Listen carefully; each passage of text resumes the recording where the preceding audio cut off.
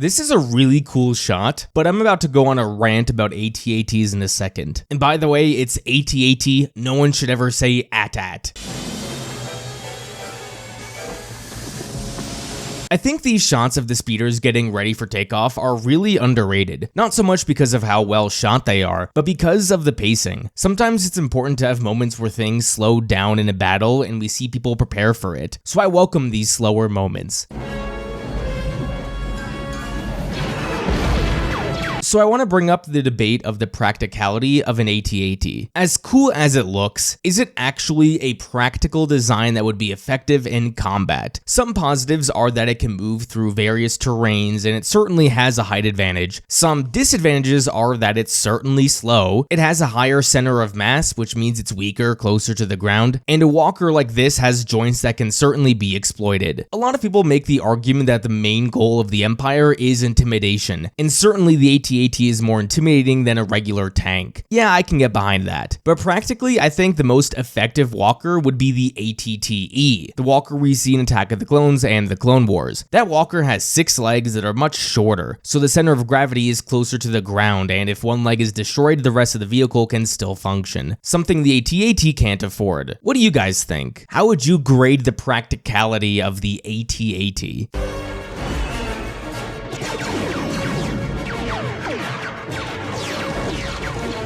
These rebels on the ground and in the trenches are pretty useless. It's not that they're bad fighters per se, but what are they accomplishing here? Their blasters certainly are not strong enough to damage the AT-ATs. Maybe the cannons they have are a bit stronger, but they don't appear to be doing much damage. The Empire also doesn't have any other ground forces at the moment, so these guys are probably better off going inside the base and evacuating. Yes, Lord Vader. I've reached the main power generators.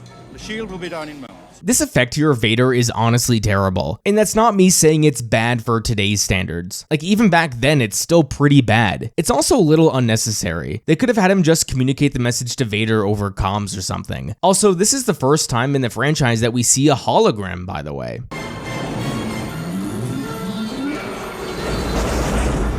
How convenient is it that the Rebel snowspeeders have harpoon cables? They turn out to be the perfect counter for the AT-ATs. But realistically, why would this be built into the design of a Rebel fighter? Is it common knowledge that Imperials use walkers and that the best way to counter them is with harpoon cables? I guess that could make sense. Or do the Rebels use snowspeeders for other reasons like transporting and moving big objects that they need a harpoon cable for? This is the first time in Star Wars we see the AT-DP. For the longest time, I actually thought this was an AT-ST, but it's not. The AT-DP also probably has the least practical design of any of these walkers. Surely it's fast, but it's gotta be so easy to destroy with how weak those legs are. I mean, watch Star Wars Rebels. Those things get destroyed so easily in that show all the time. All troops will debark for ground assault. Prepare to target the main generator. How exactly do stormtroopers debark from an AT-AT? Do they jump out? Does the AT-AT need to go on its knees to let the stormtroopers out? I have no clue. How do they even get into the AT-AT? I've been hit!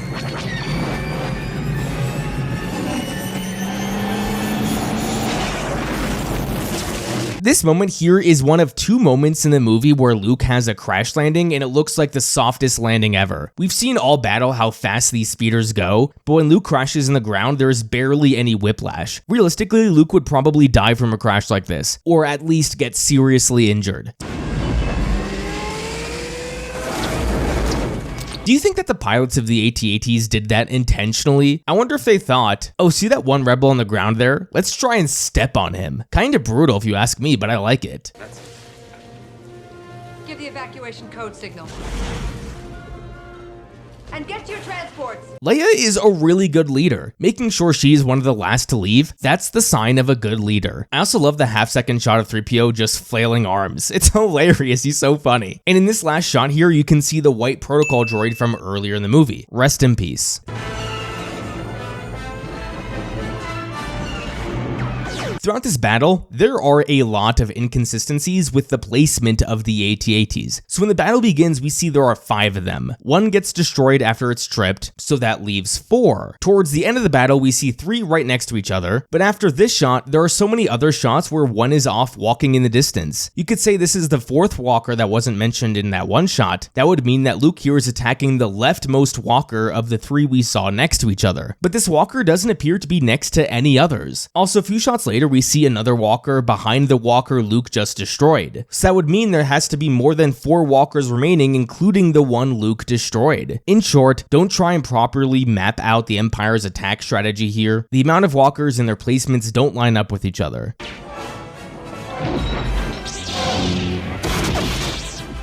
I love how Luke just swings his lightsaber at this thing and it opens up. Star Wars has a really interesting standard where if a control panel to a door is destroyed, the state of that door will revert to its opposite. If the door is open, shooting the control panel will close it, or if the door is closed, shooting the control panel will open it. It's so weird.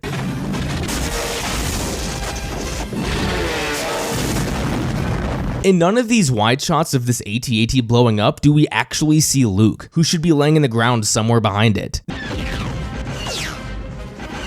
There's a sequence of shots here that don't line up with each other at all. So here we see the AT-AT shooting at a few rebels in front of it. Then in the next shot, we are inside the AT-AT where we see dozens of rebels running away, even though they weren't in the last shot. But then one of the next shots afterwards from the outside, we see none of those rebels. You could argue that these are shots of different AT-ATs, but that would go against visual storytelling. Usually if you want to show the inside of something, you show the outside of it first, kind of as an establishing shot. So showing the outside of one AT-AT and then showing the inside of a different one is not good visual storytelling.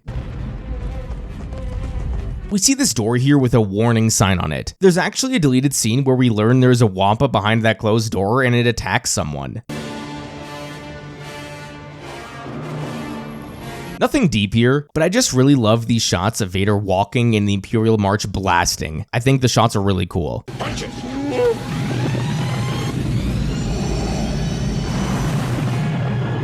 After watching the Obi-Wan show where we see Vader stop this transport dead in its tracks, you'd think Vader could stop the Falcon here, but maybe he's getting too old, I don't know.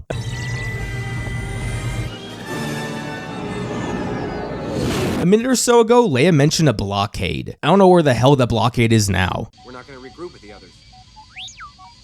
We're going to the Dagobah system. I don't know if Luke told anyone about his plans here, but if he didn't, that would be a dick move. As far as Luke is concerned, Han and Leia are safe with the rebellion at whatever rendezvous point the rebels agreed upon. If he doesn't show up, Han and Leia are gonna think he's dead. So off screen, I hope Luke told someone that he wouldn't be with the rebellion for a while. Take a base of action. This here is really clumsy by the Empire. One Star Destroyer casually faces the other two head on and doesn't call for evasive action until it's right in front of the other two. That's bad leading. Oh yeah? Watch this. I want to give credit where it's due. The malfunctions of the Falcon was such a brilliant narrative plot point. It allows there to be a constant threat of tension because our heroes can't escape. Also, it makes for some really funny moments all throughout the film. I don't know how we're gonna get out of this one.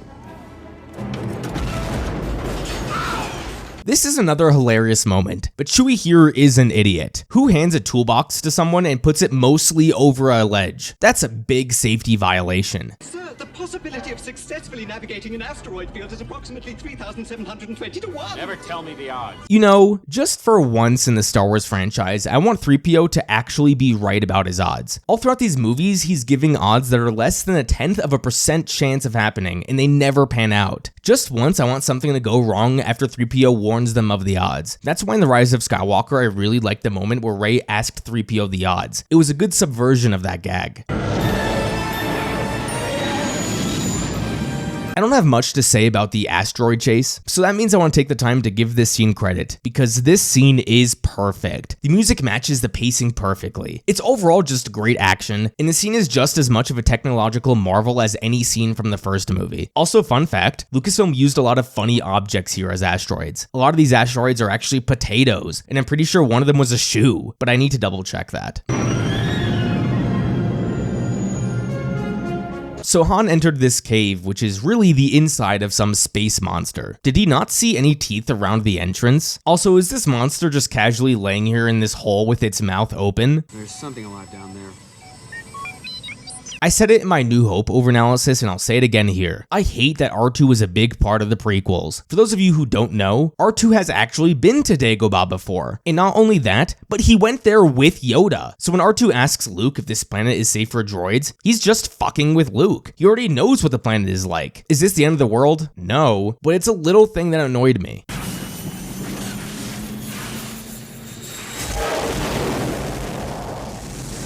This is the other instance where Luke crashes and there's barely any kick. He just crashed a plane from the atmosphere and he is totally fine. Imagine if cars had this kind of technology. No one would ever die from a car accident ever again. In this shot, the entire terrain is totally fogless, while when he landed a few seconds ago, you couldn't see more than 3 feet in front of you. Are you alright? I'll give R2 some credit here. He can endure quite a bit. He's waterproof, he probably had a few bites taken out of him, and he just got launched.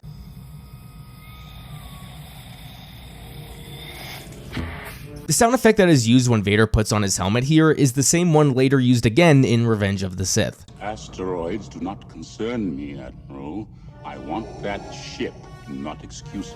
Why does Vader want the Falcon so badly exactly? At this point, Vader would have no clue who's even on the ship. He didn't see any of the crew walk onto the Falcon before it left Hoth. I guess you can say he saw the Falcon in A New Hope and he knows it's a threat, but did Vader know that Luke was on the Death Star in the first film? He might have seen him from a distance, but does he know what Luke actually looks like? Did he know that the person he saw in the distance is the same guy who blew up the Death Star? He knows a Luke Skywalker blew up the Death Star, but has he seen a picture of Luke before? The point I'm trying to make is that Vader's goal inevitably becomes to use Han and Leia as bait for Luke. But how does he know the people on the Millennium Falcon are close to Luke? The only explanation is if Han, Luke, and Leia have developed a reputation between the films and the Falcon is known for being their ship. If you go by just the movies, it's complete guesswork from Vader.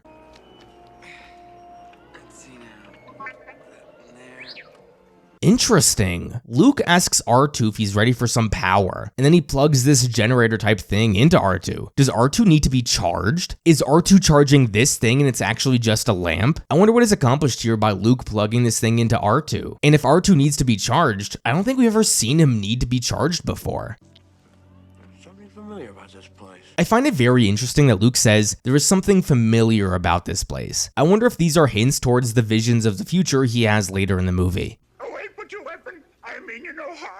Luke is very fortunate that of all the places he landed on the entire planet of Dagobah, he landed right near Yoda and his home. Classic Star Wars convenience. You think Yoda recognizes R2? R2 has to recognize Yoda, right? There is no way he could forget that trip to Dagobah all the way back in the Clone Wars. Take it to him, I will.